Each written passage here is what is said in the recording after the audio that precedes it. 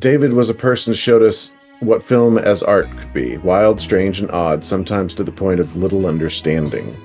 He understood that the things we can make can be vast and weird, and that people that understood what you were trying to say would get it.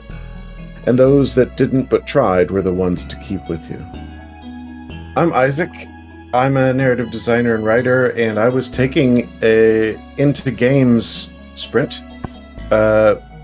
from Kim McCaskill, who's written on loads of games and is very wonderful and funny. I read the news that David Lynch had passed, and I just lost it. I really couldn't hold it together for the remainder of the session. I think we had some feedback and writing to do that day, and I wasn't terribly present. And within 24 hours, I believe, Jellyfish Lines had posted, let's rally together in the form of a game jam. I'm sure loads of people influenced by Lynch all came together in the ways that they create. But yeah, it looks like the jam had quite a few entries. I've just got it kind of scrolling in the background here. As far as game jams go, it's quite a strange idea for a game jam, right? I think people are so used to game jams being about the making of games rather... Yeah, like about play, I suppose, rather than about a thing in the world. And I hadn't done one like that before. You know, most of the game jams I've done have been very sort of craft-focused. Yeah, I probably found...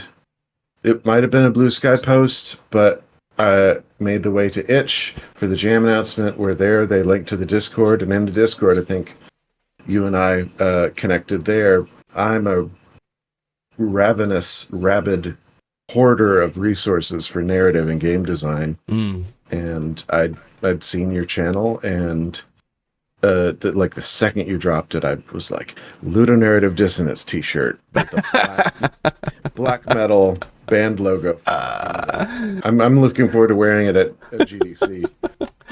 I think one of the things I've always found really inspiring about him is that he's a sort of polymath, autodidact, sort of Renaissance person, and has always been like the sort of person that encourages everyone to just do all the creative things. And this idea that we often get from schooling or from like whatever influences are around at the time of like, you know, although you must spend 10,000 hours getting good at one thing type stuff.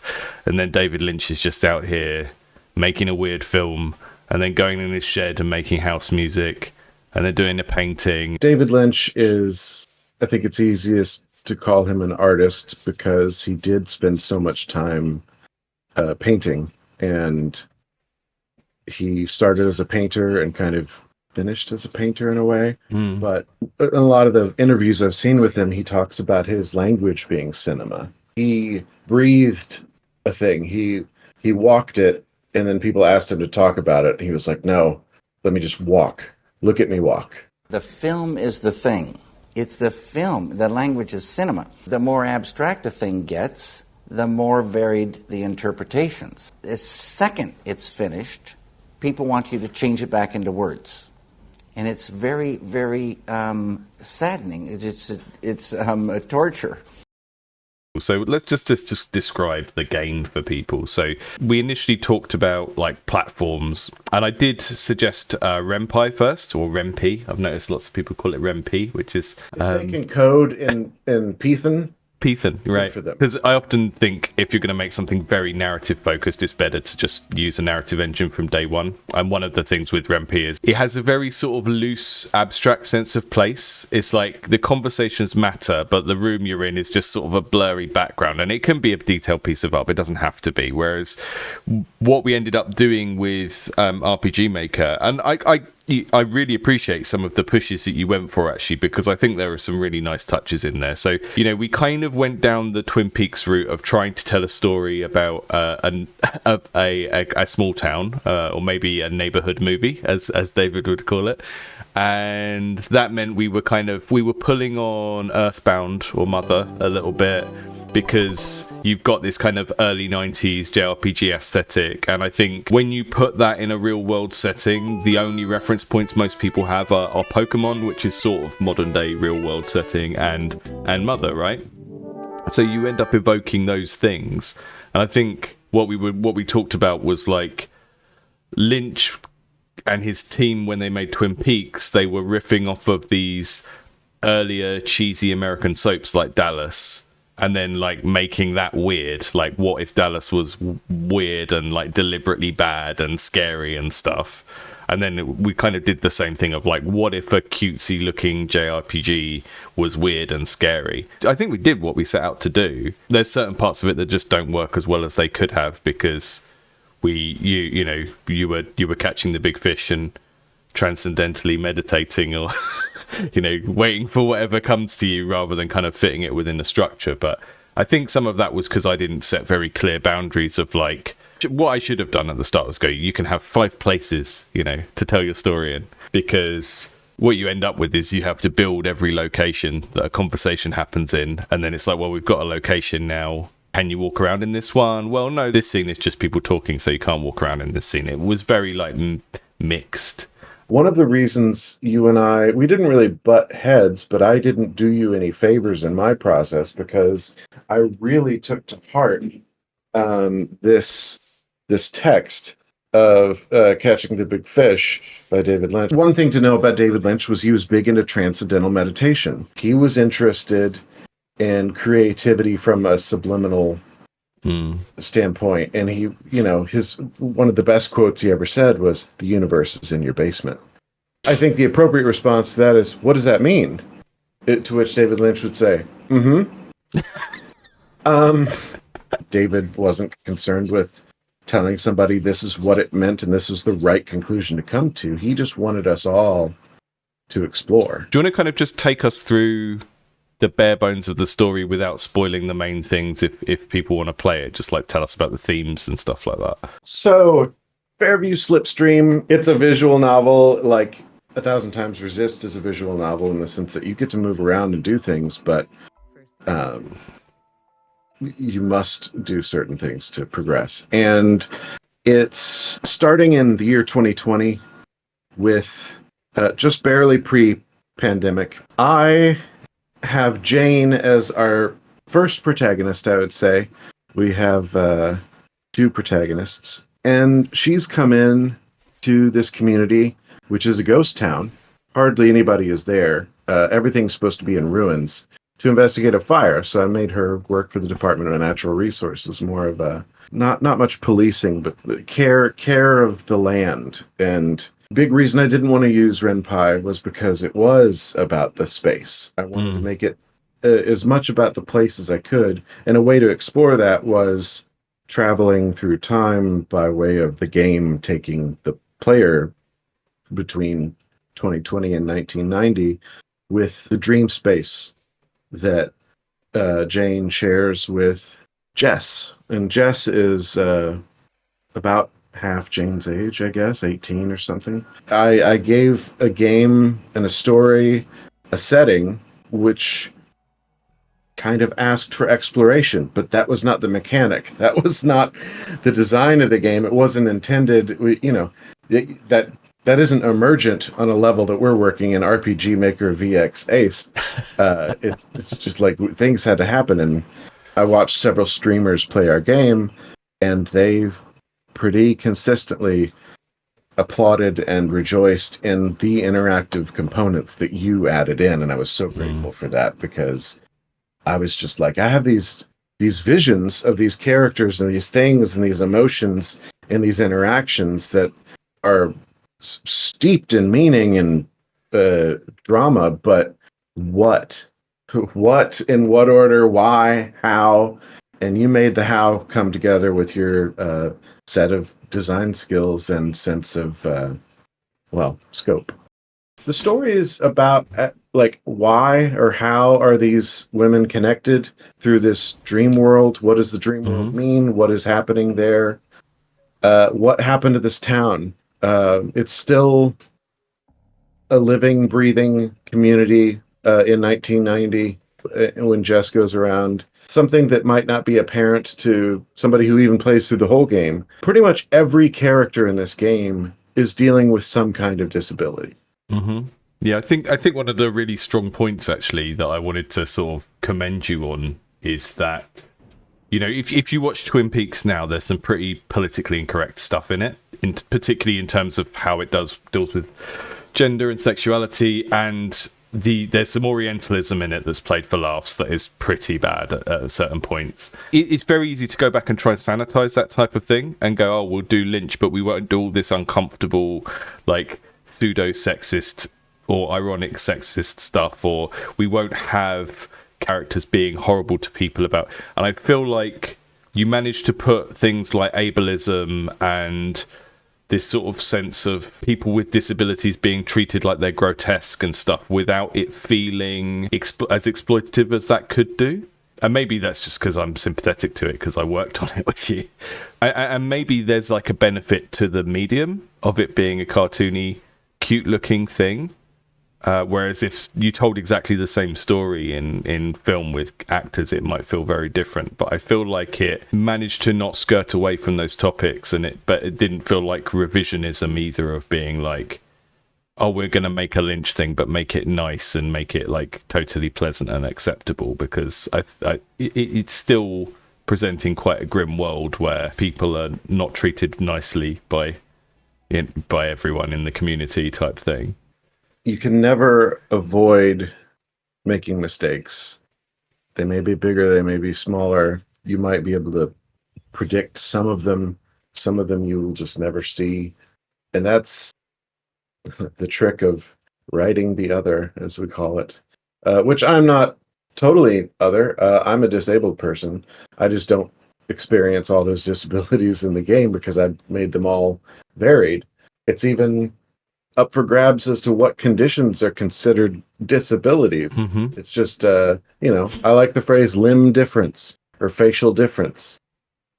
Sometimes if it's a matter of ability, that can be a material difference that is important. But I noticed the through line in Lynch's work, and I'm kind of always interested in how games approach a silent protagonist or an ignorant protagonist. I mean, Amnesia's got to be number one.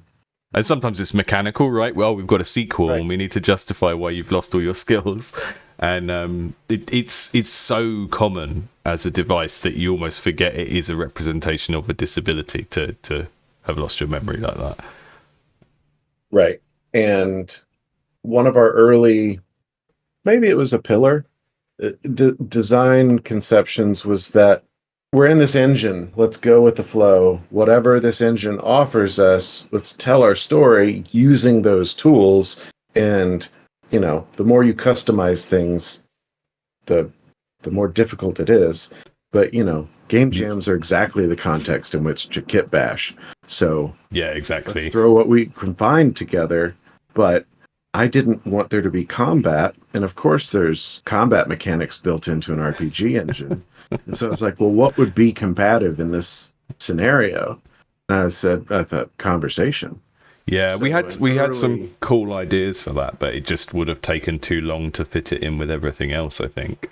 I was just going to say, one of the things you said a moment ago reminded me of, you're talking about like a tools-led approach to creativity where you let the tool tell you what to make. And I think people that do successfully make interactive media usually have to work that way, because the thing you're using is always going to have some weird quirks. And I always struggle when people say, oh, should I learn Unreal, or should I learn Game Maker, or should I learn Unity? It's like, it's once you kind of learn that that's a silly question, because what you actually do is you pick up the tool, you mess around with it, and then you go, oh, what would be easy to make with this? And you make that. So asking which game engine you should learn. There are things that are more appropriate for doing more sorts of things, but it's like going and asking a total stranger, oh, should I learn to play drums or guitar? And it's like, well, they're just fundamentally different things that produce a different thing. And you can make that choice based on what sort of thing you want to do. But what you produce is really just playing around with the thing. And you end up with something. But it's a weird engine because it's got all of this stuff out of the box, but it wants to do it all in a particular way. Like dialogue works a certain way and movement works a certain way. And it may be worth sharing with folks watching that I appreciated your comment that very early on I was like, please let it not be a huge lift to update our text box and the UI with the font to resemble Earthbound, because that aesthetic is so important to me. I mean, that game changed my life because it was just, I mean, I'm older, and so I was there when it came out, and when it came out, all games were basically sci-fi, medieval fantasy, future, ancient past, alternate reality that has no bearing on current day. And here we have sneakers, we have baseball bats, we have ball caps, we have, the family dog, you use a telephone, you use an ATM machine. It's all the mundanity. It was like slice of life. It's why Persona games are interesting, because you add that element into and if you told me as a kid, do you want to play a game about an alien invasion? I would say, like, no. But I saw this thing and, like, yeah, you're this kid named Ness, which is what we called the NES, the Nintendo thing. So it was like a little wink. And it's like, yeah, you have a friend and you sort of get psychic abilities, but also you eat like hamburgers. Like, yes. Yeah, and you're that's the thing. Didn't you? I remember your ultimate attack gets named after your favorite food. You never really see what it is, right? It's just like a big flash on the screen, and it's like Ness uses lasagna, and it's like, bah! Yeah, I didn't play it. I played it in the early 2000s on an emulator when I was a teenager, and even then it was still a weird game. It was still weird to have a sort of slice of life game that was set in the real world but had these kind of surreal elements. And for me, sort of growing up or being a kid in the 90s, it sort of reminded me most of like weird Nickelodeon cartoons, like sort of Hey Arnold mashed together with Our Real Monsters and all of that kind of just trippy psychedelic sort of post MTV. I mean, it had that color palette to it as well, didn't it? Of that sort of like, that's true, slightly acidy. Yeah. But what was useful for me as a designer was your familiarity with the engine and your sense. You had a bit more objectivity because I was so deep in the characters and so deep in like moments and the feeling and the evocative of like, I asked for so many close-ups and cinematics and cutscenes because there were just things that engine wasn't able to provide us with. And I wanted to provide a cinematic experience because David Lynch's language was cinema. But whenever you got coded in, and I think Josh over there maybe helped out with the font or something, you were like, yep, we got the Earthbound UI going on. That goes a heck of a long way to make this not instantly feel like something we just shat out of RPG Maker. Yeah. Little tweaks to typography and the UI and stuff like that make a big difference. But I think in terms of like the general creative process, I was doing all this other stuff at the same time, like the YouTube channel and work and everything. And I think I wanted to just let you kind of come up with the full script, and then rather than just sort of coming back with all this can't do this type thing, there were certain moments where I was like, I don't think I know how to do this, but there were other moments where I saw a problem and I just fixed it from my end. I guess it was kind of like you'd written a play, and then I was putting on the stage production and doing an interpretation of your play. So one of the earliest examples of that was Jane, the investigator, the person from the Department of Natural Resources, is like trying to get someone to talk to her who doesn't want to talk to her, right? And it was just written as a kind of straight back and forth argument. So I was like, okay, we can physicalize this and turn it into a chase scene. And, it's not the most impressive chase scene anyone's ever put in a JRPG, but it just gave you a reason to sort of move through the environment, see more of the environment. And that was a moment where, for me, I was panicking before that point. And then we had this moment where you'd written some stuff. I interpreted the stuff in a way I thought was cool. And then you seemed happy with it. And then I was like, okay, this is good. We can work together. Because, like, you'd set this scene in a kind of storage unit place where various squatters were living and stuff. I thought that's a really evocative. The weirdness of taking this cute looking game engine that is usually used for doing high fantasy stuff and doing this kind of thing in it, which just was really cool. We found this tile set that has been used by loads of people. I've had games submitted on the channel where people have used the same assets, called Old School Modern, which kind of looks like a Pokemon Mother type thing. And it's like the go-to for this thing. And it's even the reason behind using that particular version of RPG Maker, because we had access to a newer version, but the version of that set of assets I had was with VX Ace. So we were using like a 20-year-old version of RPG Maker just because of the asset pack.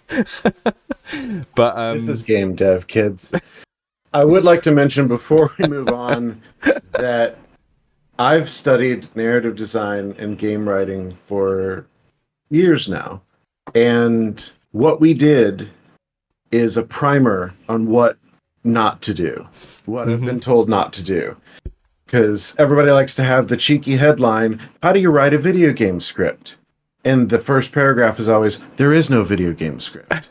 It's all iterative, and it needs to be built together.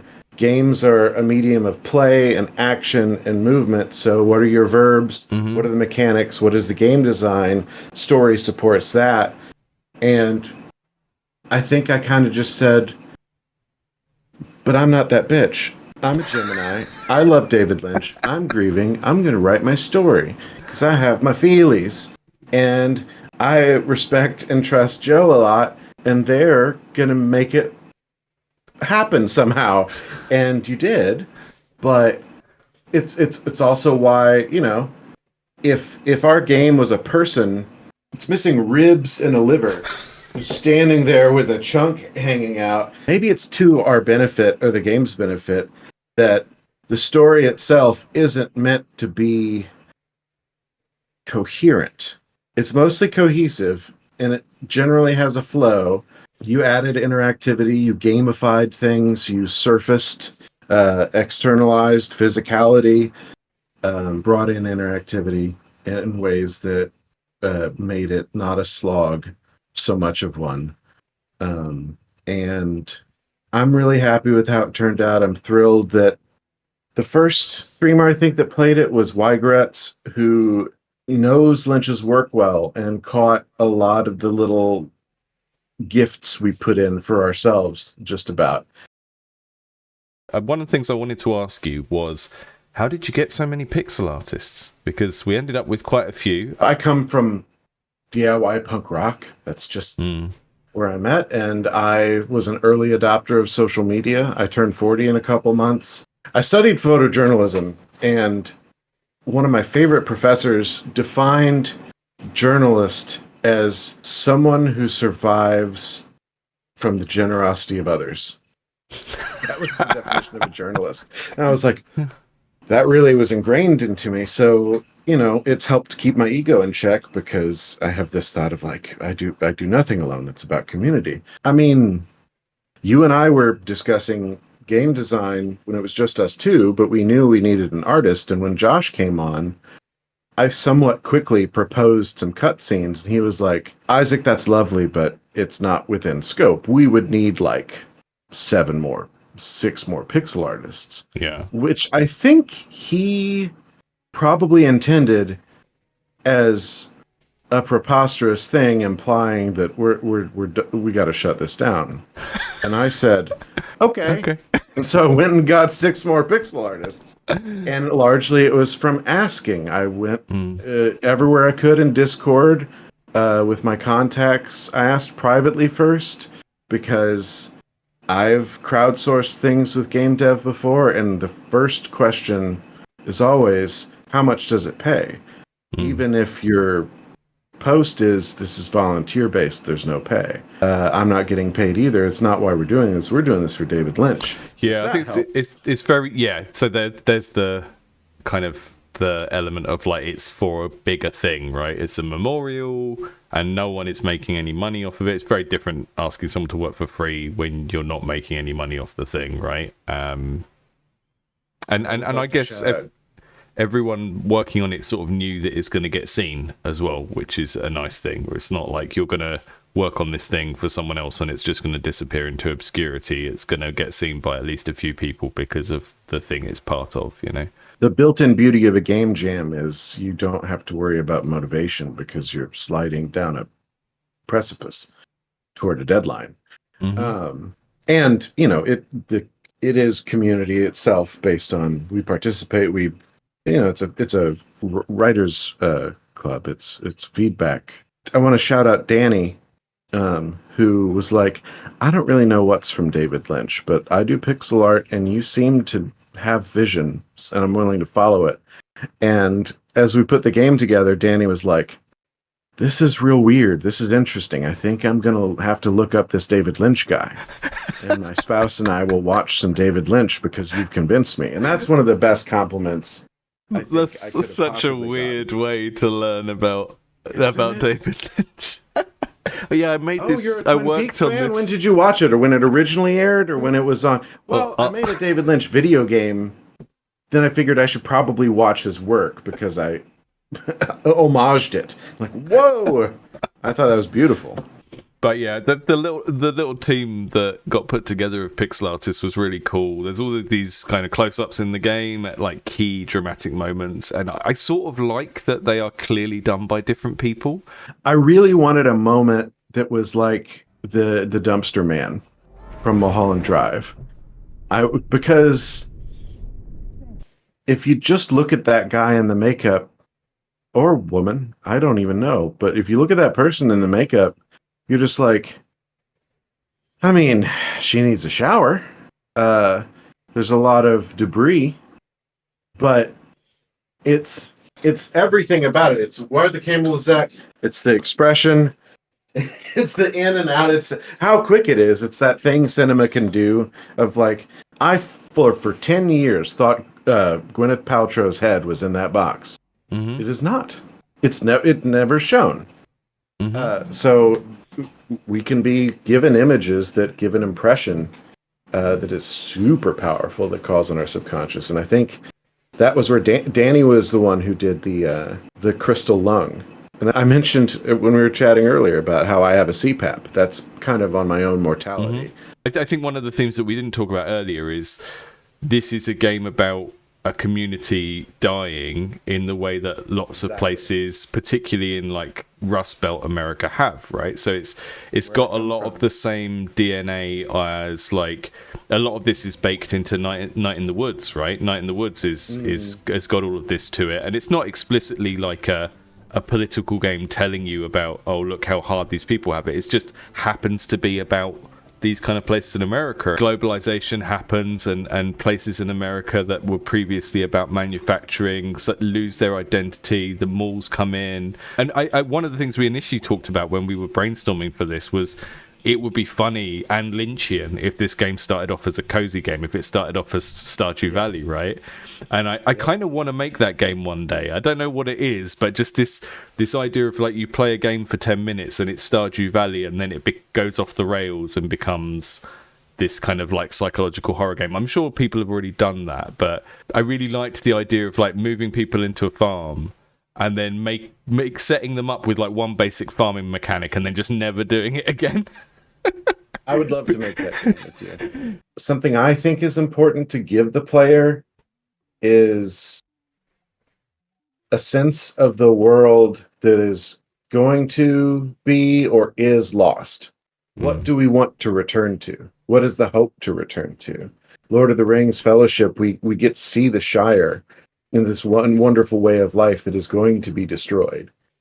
And so you can go through Mordor because Sam gets to go like, oh, the tobacco, the eggs, the carrots, the green grass, naps, ale, like all the comforts that are gone and that may never return to.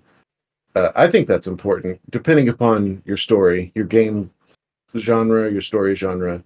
We didn't have enough time to make a story big enough to really take characters through huge changes.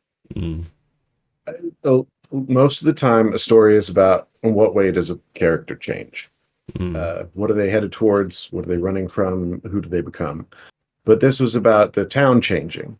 How does it change? Why does it change? And moving toward that mystery. And do we solve it? Do we explain it? What does it mean?